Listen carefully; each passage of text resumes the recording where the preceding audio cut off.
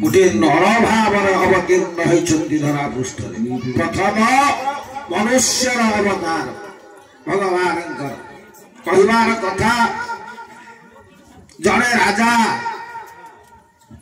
थे तीनोटी शिल्पी को डाकिले नाम कर भल ना कमे तीन जन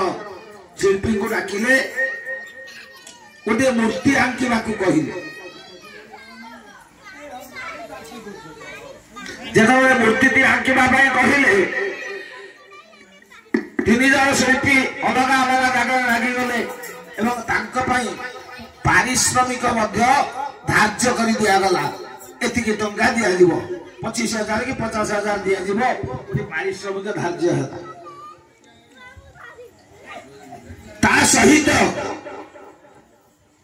गोटे डगर गोटे गुप्तचर नियुक्ति कले मूर्ति जिते प्रथम शिल्पी आंकुची से गुप्तचर जनक जाई पहुंचला पाखे पचारा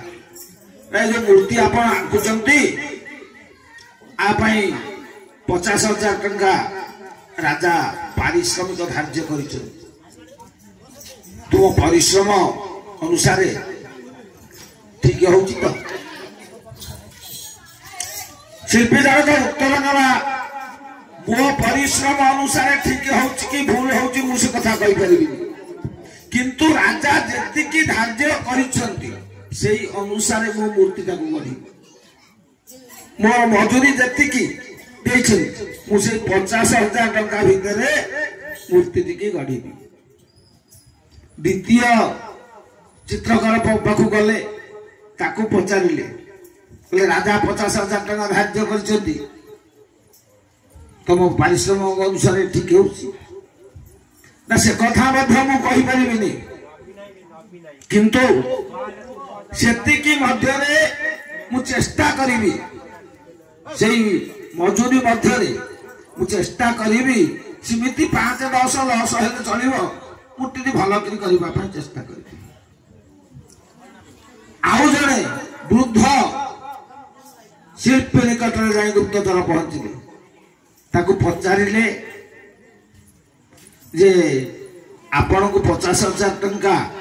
धार्य करा सब मूर्ति आसी अधा कले आपण मूर्ति जहाँ जड़ा जाऊँच मसे लगे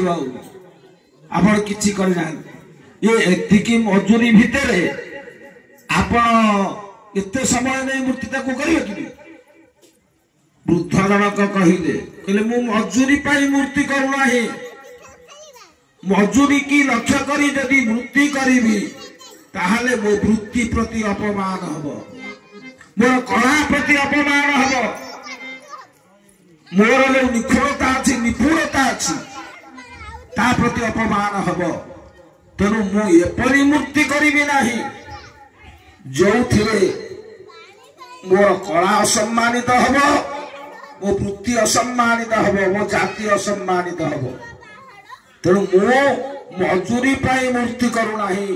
मु जने शिल्पी मो पाखे जेते निपुणता अच्छी जेते गुण अच्छी राजांक कृत ना कागज खबर कागज आम ना बाहर न पारे टीवी सेंटर रे आम ना न कहि पारंती रेडियो प्रचार न करि पारे रेकर्डिंग भीतर दबाजी पारे किंतु ये माटी से कलाकार को भूलिबो नाही रेसुअर जो कलाकार अछंती आजी मोर जदि किछि संगीत ज्ञान थाए स्वर ज्ञान थाए ताल ज्ञान थाए